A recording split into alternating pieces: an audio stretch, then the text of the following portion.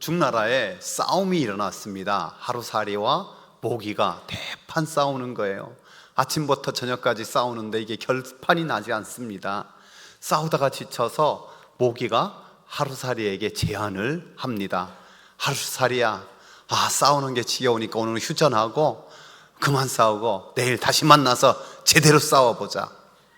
그러니까 하루살이가 고개를 갸웃갸웃하더니 내일이 뭔데? 그래서 모기가 설명합니다. 하루살이야, 너 내일이 뭔지 몰라? 지금 있는 이 해가 다 떨어지고 내일 다시 뜰 텐데 그렇게 해가 떴다 다시 뜨면 그게 내일이야. 그랬더니 하루살이가 성질을 내며 멱살 잡고 모기에 이렇게 말하는 거예요. 야, 이 사기꾼 모기야, 내일이 어디 있어? 어디 있어서 내일 만나 싸우자는 거야? 오늘 살면은 끝이야, 끝! 여러분, 누가 거짓말했습니까? 하루살이가 거짓말하는 겁니까? 모기가 거짓말하는 겁니까? 둘 다 잘못이 없잖아요. 하루살이는 오직 하루밖에 살 수 없으니 내일을 모르는데 그래도 내일은 있는 거죠. 모기가 아무리 설명해도 하루살이는 그것을 이해하지 못하고 그냥 죽었습니다. 안타깝게도 오늘날에도 그런 사람들이 많이 있습니다. 교회 다니는 사람들이 종종 말하잖아요. 내일이 있어요. 이 땅에 육신을 입고 사는 이 땅의 삶이 전부가 아니에요. 이 땅의 삶을 끝나면은 내세가 있는 거예요. 하늘나라가 있는 거예요. 그곳에서 우리 영혼은 천국에 가기도 하고 지옥에 가기도 한답니다. 그러면은 사람들이 어떻게 반응할까요? 에이, 농담하지 마세요. 그런 게 어디 있어요. 꼭 예수 믿는 사람들은 그런 걸로 그냥 없는 얘기 지어내가지고 협박하고 천국 가봤어요? 가봤어? 여러분, 그렇지 않습니다. 내일이 분명히 있고요. 우리 육신의 이 세계가 마쳤을 때 이 다음 생에 이 천국과 지옥이 분명히 있는 것, 인정하든지 인정하지 않든지. 요즘에 뭐 그런 드라마가 막 유행한다고 하더라고요. 기차 타고 가는데 지옥에서 막 쏟아지고 어떤 사람은 또 천국 가고. 제가 오늘 성경에서, 제 말이 아니라 성경에서 가르쳐주는 천국 가는 가장 확실한 방법을 가르쳐 드리겠습니다. 성경의 시작은 이렇게 시작하거든요. 태초에 하나님이 천지를 창조하시니라. 사람들은 하나님은 뭐 인정하지 않든지 간에 종종 조물주 하면은 거의 뭐 인정을 해요. 근데 하나님이 태초에 천지를 창조했다는 것은 너희들이 생각하는 그 조물주가 바로 나다, 그 선언이신 거예요. 하나님은 이 세상 만물을 창조하셨을 뿐만 아니라 사람도 만드셨어요.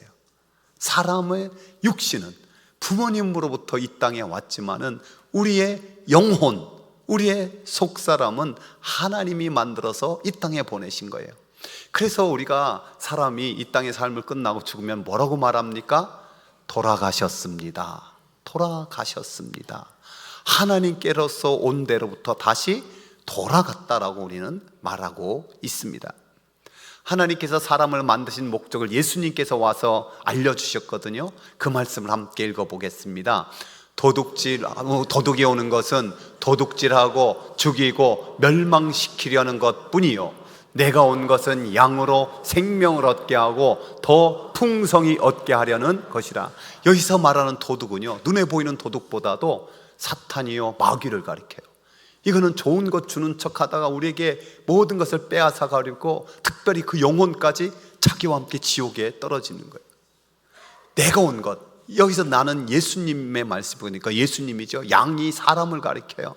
두 가지를 주시고자 예수님이 오신 거예요. 첫 번째는 생명이에요, 생명. 근데 이 생명은 그냥 육신의 생명이 아니라 영원한 삶, 영원한 생명, 영생이라고 말해요. 그리고 또한 이 땅에서도 풍성한 삶, 감사가 있고 기쁨이 있고 행복이 있는 그런 삶을 하나님이 주시고자 하는 거예요. 그런데 안타깝게도 많은 사람들이 그것을 누리지 못하고 확신하지 못하고 이 땅 살다가 늙고 병들어 죽게 돼요. 이 땅의 삶이 수고와 슬픔뿐이라고 성경은 말씀하고 있고요, 뭔가 이루어고 나는 그래도 뭐 행복해 하더라도 돌아보면은 허무와 후회, 또 헛되고 헛되도다라고 탄식하는 것이 인생이라는 거예요. 왜 그럴까요? 성경은 그 이유가 죄 때문에 하나님과 사람 사이가 멀어졌다라고 말하고 있습니다. 성경에 사람들에 대해서 뭐라고 말하는지 아세요? 이렇게 말씀하고 있어요. 모든 사람이 죄를 범하였음에 하나님의 영광에 이르지 못하더니 모든 사람이 다 죄인이다라고 선언하는 거예요. 질문해 볼게요. 여러분은 자신이 죄인이라고 생각하십니까? 별로 없네요. 죄는요, 하라는 것과 하지 말라는 게 법이 있는데, 하라는 것을 하지 않으면 죄고 하지 말라는 것을 하면 죄잖아요. 하라는 게 뭐가 있을까? 우리나라 같은 경우는 4대 의무가 있어요. 교육, 국방, 납세, 근로, 의무. 그러니까 자녀를 낳았는데 중학교까지 안 보내면 이 죄를 짓는 거예요. 돈을 벌었는데 세금을 잘 안 내면 이것도 죄를 범하는 거고, 건강한 남자로 태어났는데 나라에 국방 의무를 안 하겠다, 이것도 죄. 이런 게 하라는 것 안 하면 죄예요. 성경에서는 사랑해라, 믿어라 하는데 그거 안 하면 죄인 거예요. 또 하지 말라는 것, 예를 들어 도둑질하지 말라, 살인하지 말라, 간음하지 말라, 이런 거 하면은 죄거든요. 근데 정말 더 중요한 건 뭐냐면 기준이에요. 기준. 뭘 기준으로 삼아서 죄라고 말할까? 제가 생각해 봤더니 크게 4가지로 나눌 수가 있겠더라고요. 제가 이제 고기 잡는 어촌 출신이라서 고기 잡는 그물로 비유하면요, 그 그물코가 처음에는 굉장히 커요. 그래서 작은 고기들은 다 빠져나가고 큰 고기만 잡는 걸 어떤 기준이 있냐면 이 세상 법이에요. 법. 이 세상 법. 나는 이 세상 법에는 교도소 간 적도 없고 이런 분이 여기 대부분일 거예요. 근데 제가 단언하건대 여기 있는 모든 분들도 이 세상 법을 완벽하게 지킨 분은 한 분도 없어요. 예를 들어 볼게요. 우리가 도로를 건널 땐 꼭 횡단보도로만 건너야 법을 지키는 거예요. 근데 우리 교회는 이거 안 지키는 날, 안 지키는 분이 주일날 많이 있어요. 저 앞에 주차하고 그냥 여러분, 고속도로에서는 규정속도를 꼭 지켜야 돼요. 고속도로에서 100km 넘는 분은 다 죄를 범하는 게 여기 얼마나 계실까요? 길에서요, 잘못해서 휴지가 없는데 가래가 생겨 침 한 번 뱉잖아요. 사실 그것도 경범죄예요. 이러고 보면은 이 세상 법도요, 사실 완벽하게 지키는 분은 한 분도 없어요.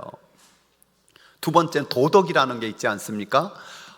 이런 거예요. 법엔 걸리지 않지만 사람들의 눈초리를 받는다든지 이렇게 하는 건, 예를 들어서 맨날 게으르게 그냥 게임만 하고 놀고 하고 저거 사람들이 흘렀어? 이런 게 도덕이에요. 또 허황되게 사치하고 과소비, 저 왜 저런다냐, 이런 거네요. 도덕의 거죠. 그런가 하면 좀 더 양심이라는 거 하면 더 좁아져요. 나는 그래도 부모님 앞에 용돈은 드려.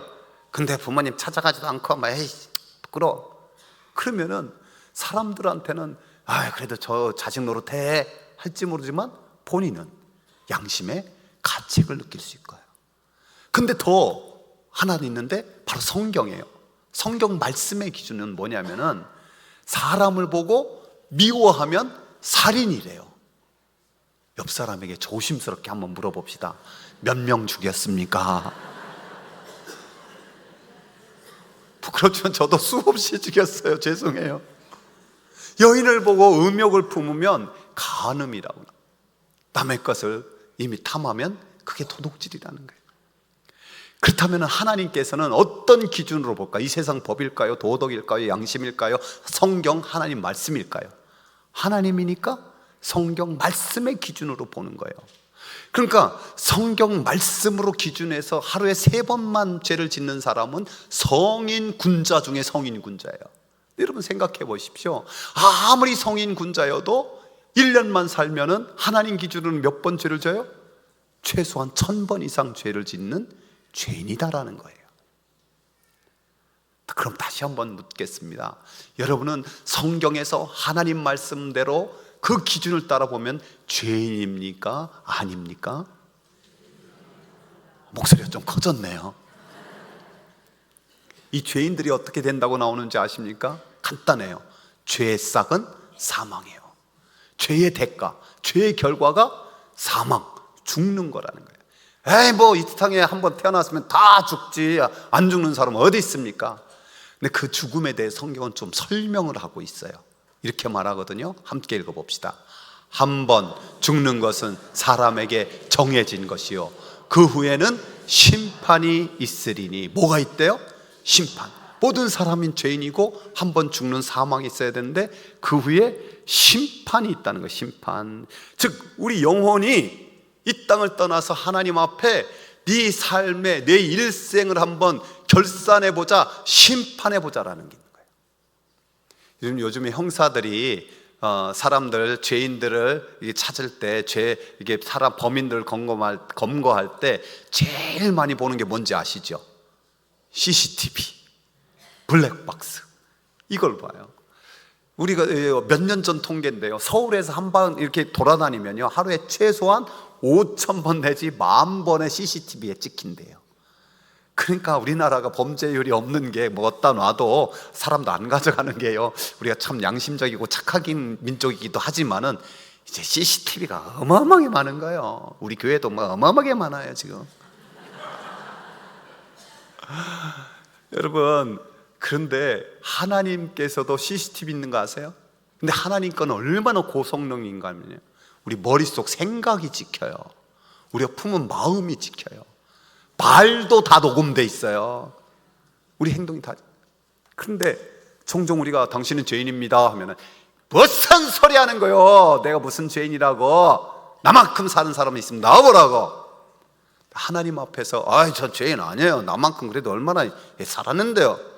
하나님이 그냥 그래, 네 CCTV 좀 보자. 네가 어떤 생각을 하고 어떤 마음을 품고 어떤 말을 내뱉고 어떤 행동을 살았는지 한번 통째 다 보자. 여러분, 그걸 볼 수 있는 사람이 있겠습니까? 그래서 성경은 죄인들이 큰 소리로 외친다는 거예요. 태산아 나를 덮어다오, 깊은 바다야 나를 숨겨다오. 양심이 살아나 부끄러워 견딜 수가 없다는 거예요. 그 심판의 결과는 더 무시무시한데요, 이것도 한번 읽어봅시다. 두려워하는 자들과 믿지 아니하는 자들과 흉악한 자들과 살인자들과 음행하는 자들과 점술가들과 우상숭배자들과 거짓말하는 모든 자들은 불과 유황으로 타는 못에 던져지리니 이것이 둘째 사망이라. 여기 죄인의 목록이 쭉 나오고 불과 유황으로 타는 못, 저희가 어딜까요? 지옥이죠. 그것이 둘째 사망이라고. 즉 엄마 뱃속에서 한 번 태어나고 언젠가 우리가 이 육신의 죽음을 떠나는 것은 이사 가는 거예요. 이사 가야 되는데 그 이사의 결과에 따라서 천국에 가는 사람이 있는가 하면 진짜 사망, 둘째 사망에 빠지는 사람도 있다는 거예요. 사람은요 이걸 은연중에 거의 알아요. 그래서 죽는 걸 제일 싫어해요.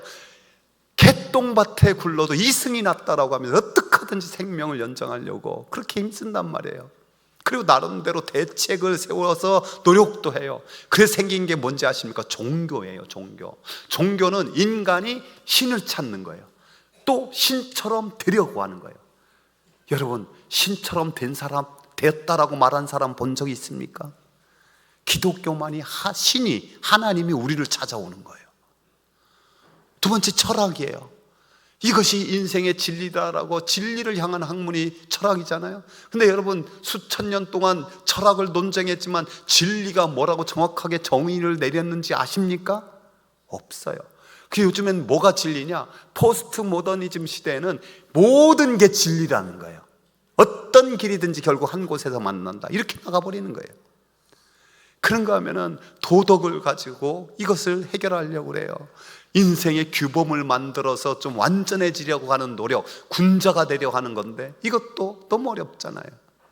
또는 선행해, 착한 일 좀 많이 하면, 착하게 살면 좋은 데 가, 이게 일반적인 통념이에요. 이런 게 싫은 사람은 어떻게 하느냐?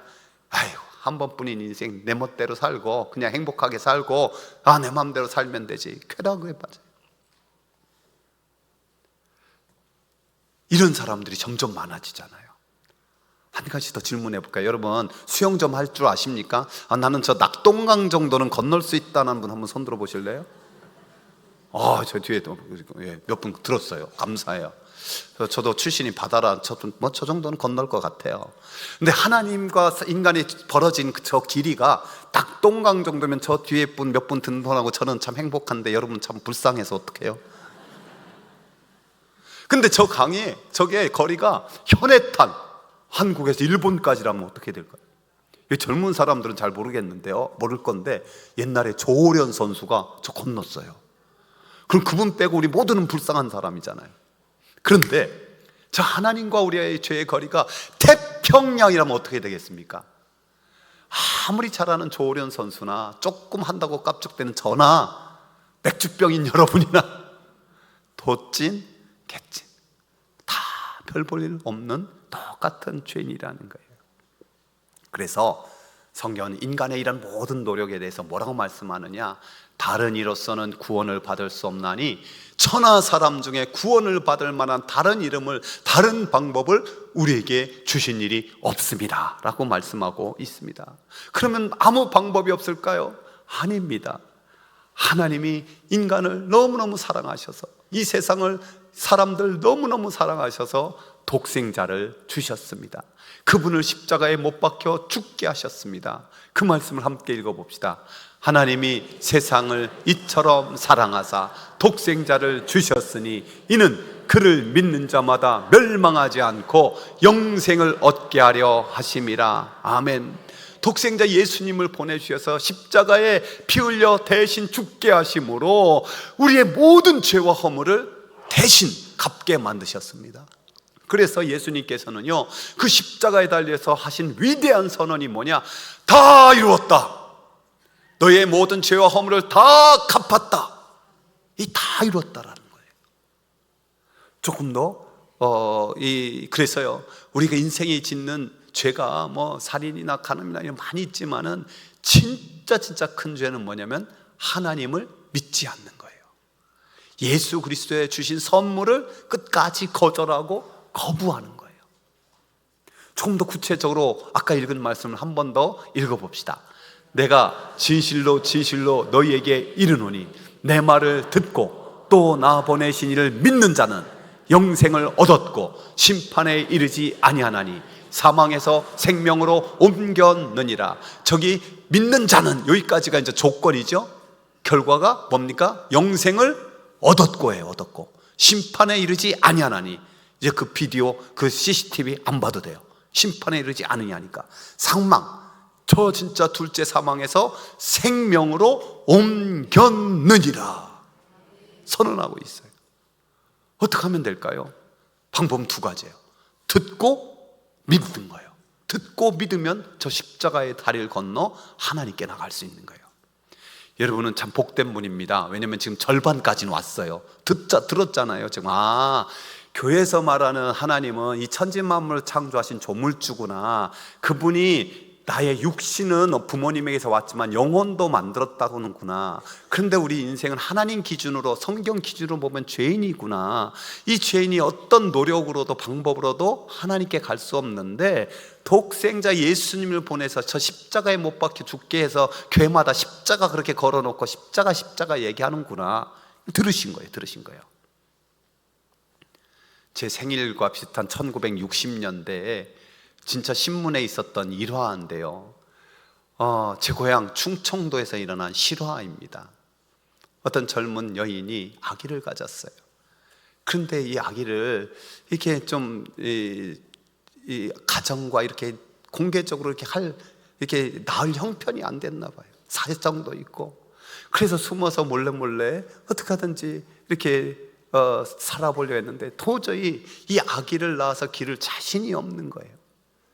그러다 어렸을 적 성탄절이면 그래도 교회 가가지고 이렇게 떡도 먹고 이런 기억도 생각나고, 또 소문에 저 다른 마을에 선교사님 계신데 그 선교사님 댁에 가면은 이 아기를 대신 맡아줄 수 있겠다는 그 소식을 들어요.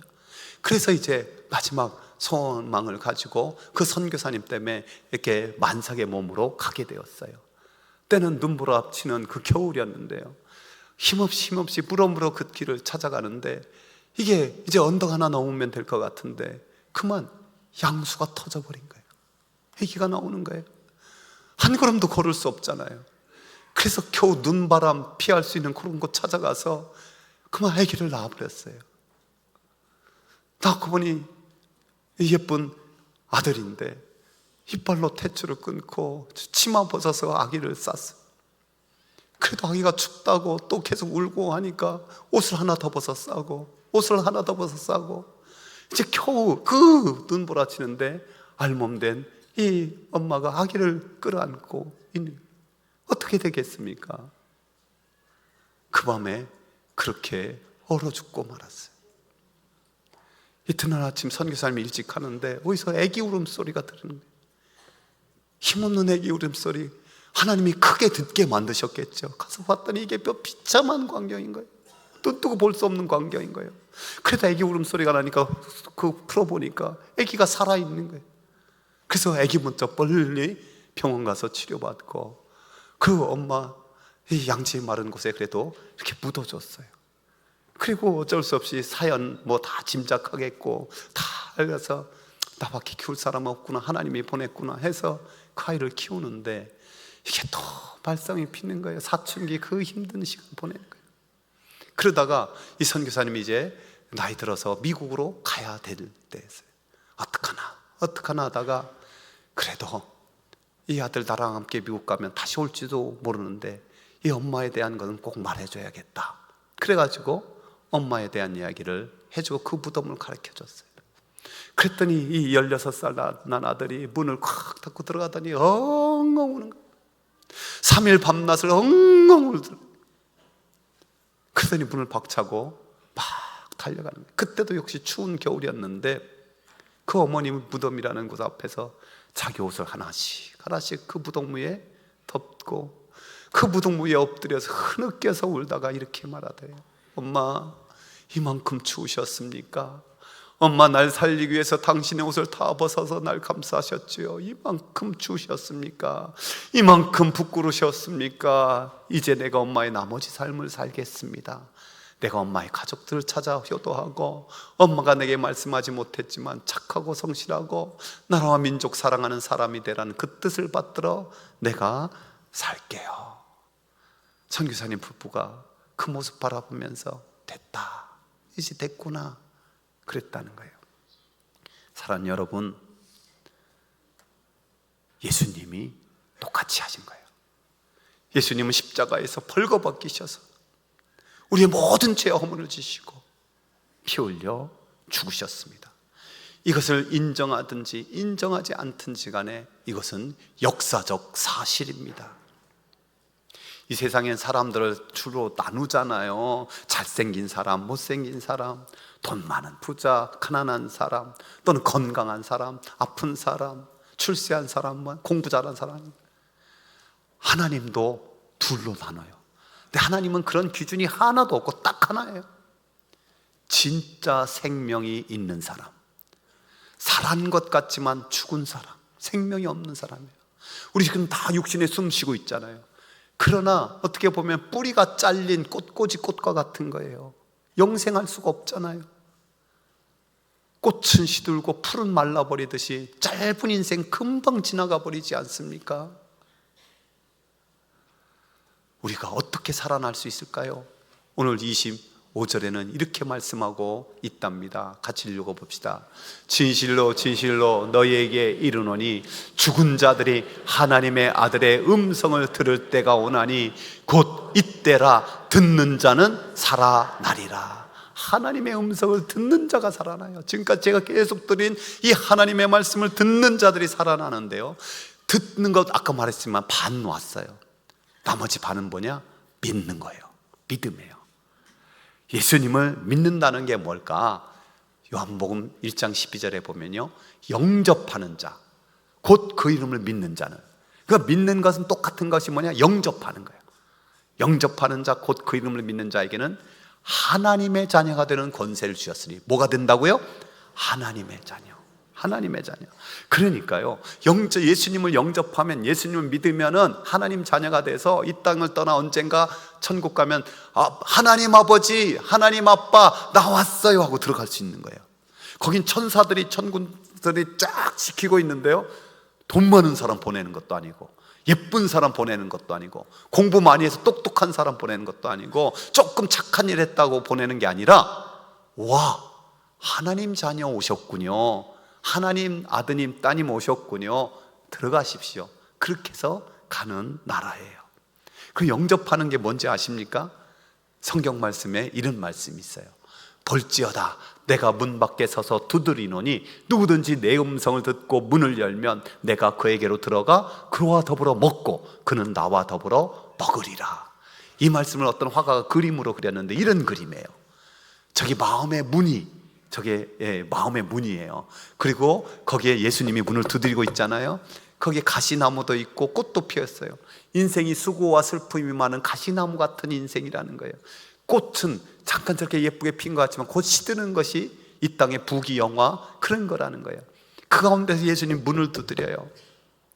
여러분의 인생 가운데서 홀로 있을 때 죽으면 어떻게 되나, 그런 마음이 혹시라도 들으면 그게 예수님이 두드리고 있는 거예요. 또 하나님은 진짜 있을까? 내 영혼은 정말 있는 거야? 그런 생각도 예수님이 문을 두드리고 계시는 거예요. 여러분이 살면서 어떤 내 힘으로 안 되고 너무 절망 가운데 있을 때, 신이여 하나님 있으면 좀 도와줄래요? 그런 마음 드는 것도 두드리는 거예요. 혹시 여러분 가다가 길에 어이쿠 넘어지려고 할 때 어이쿠 하나님 찾습니까? 그것도 예수님이 두드리고 있는 거예요. 무엇보다도 여기 있는 사랑하는 지인들이 우리 함께 교회 가봅시다, 함께 하나님 믿어봅시다, 그런 권면했던 그것이 다 그분들을 통해서 예수님께서 문을 두드리고 계신 거예요. 근데 어떤 사람이 좀 다시 그림 보여보세요. 딴지를 걸었어요. 그림 보니까 좀 그리긴 했는데 손잡이를 빼먹었잖아. 손잡이가 있어야 예수님이 열고 들어오지. 그래서 다시 작가가 아주 유명한 말을 했어요. 하나님이 사람 영혼의 방을 지으실 때 손잡이는 오직 안에만 만들어 놨습니다. 예수님이 비인격적으로 무조건 문 열고 쳐들어오는 것이 아니라 본인 스스로 마음의 문을 활짝 열고 자기 의지와 마음을 담아서 예수님을 영접하지 않으면 저 문은 열리지 않습니다. 그러면 어떻게 열 수 있을까요? 이런 기도를 드릴 수 있어야 되는 거예요. 하나님, 천지 만물을 창조하신 하나님을 믿고 싶습니다. 저는 지금까지 제 마음대로 살아온 죄인입니다. 나의 알고 지은 죄, 모르고 지은 죄, 모든 죄를 나를 대신해서 십자가에서, 예수님께서 십자가에서 흘리신 사랑의 피로 용서해 주십시오. 제 마음의 문을 열고 예수님을 나의 구세주와 주님으로 영접합니다. 들어오셔서 나를 다스려 주옵소서. 이제 남은 생에 하나님의 자녀로 하나님을 믿으며 하나님 뜻대로 살게 주옵소서. 예수님 이름으로 기도드립니다. 아멘. 이 기도를 의지와 마음을 담아서 하면 되는 거예요. 이 시간 죄송하지만 한번 모두 눈을 좀 감아 주십시오. 이 기도를 드리고 싶은 분들 가슴에 손을 얹고 저를 따라 기도해 주시면 되겠습니다. 하나님, 천지 만물을 창조하신 하나님을 믿고 싶습니다. 저는 지금까지 제 마음대로 살아온 죄인입니다. 나의 알고 지은 죄, 모르고 지은 죄, 모든 죄를 나를 대신해서 예수님께서 십자가에서 흘리신 사랑의 피로 용서해 주십시오. 제 마음의 문을 열고 예수님을 나의 구세주와 주님으로 영접합니다. 들어오셔서 나를 다스려 주옵소서. 이제 남은 생에 하나님의 자녀로 하나님을 믿으며 하나님 뜻대로 살게 해 주옵소서. 예수님 이름으로 기도드립니다. 아멘. 이 기도를 마음에 담아드린 분들은 진심으로 축하드립니다. 왜냐하면 성경에 이런 말씀이 있거든요. 내가 너희에게 이르노니 이와 같이 죄인 한 사람이 회개하면 하늘에서는 회개할 것이 없는 의인 99으로 말미암아 기뻐하는 것보다 더 하리라. 이미 예수 믿는 사람 100명이 수천 명이 찬양하며 예배하는 것보다 그 한 사람, 그렇게 기도하는 사람이 하나님 앞에 더 기쁨이 되고 천국에서 잔치를 벌인다는 말씀입니다. 이 잔치를 하기 위해서 지금도 주님이 문 밖에서 문을 두드리는 거고요, 노란 손수건 나무에 가득 걸어놓고 여러분을 환영하고 찾고 계십니다. 혹시 오늘 기도하고 결단하지 못한 분들도 너무 낙심하지 마시고 이상하게 생각하지 마시고, 하나님이 기다리시니 너무 오래는 기다리지 않게 해주시기를 바랍니다. 또 오늘 기도하고 온 분들은 그 은혜를 깊이 알고 영적으로 태어났으니까 자라나야 되잖아요. 그 자라나도록 돕는 게 교회예요. 그 교회 정의가 뭐냐면, 따라하세요. 교회는 영혼의 어머니입니다. 어머니 품 안에서 자녀가 자라듯이 교회가 여러분에게 이제 영적으로 잘 자랄 수 있도록 도와드릴 것입니다. 지금까지 긴 설교 경청해 주셔서 감사합니다.